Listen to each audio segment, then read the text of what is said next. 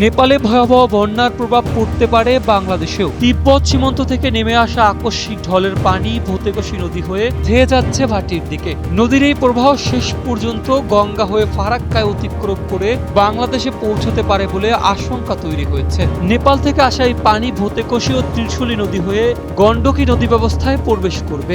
এরপর ভারতের বিহার পেরিয়ে গঙ্গায় মিশে পূর্ব দিকে এগোবে প্রবাহ।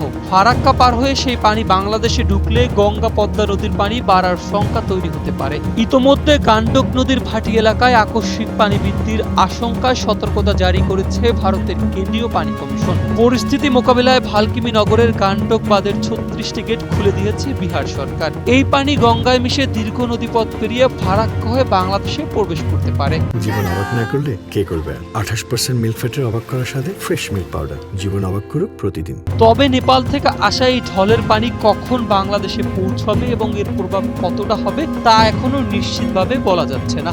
আবহাওয়াবিদ মোস্তফা কামাল পলাশ বলেছেন, দীর্ঘ পথ পাড়ি দেওয়ার সময় ঢলের গতি ও শক্তি অনেকটাই কমে যেতে পারে। তার মতে নদীপথে দীর্ঘ দূরত্ব অতিক্রম করার সময় ঢলের শক্তি অনেকটাই কমে যেতে পারে। ফলে বাংলাদেশে পৌঁছানোর সময় এর প্রভাব ঠিক কতটা থাকবে তা এখনো নিশ্চিত করে বলা যাচ্ছে না।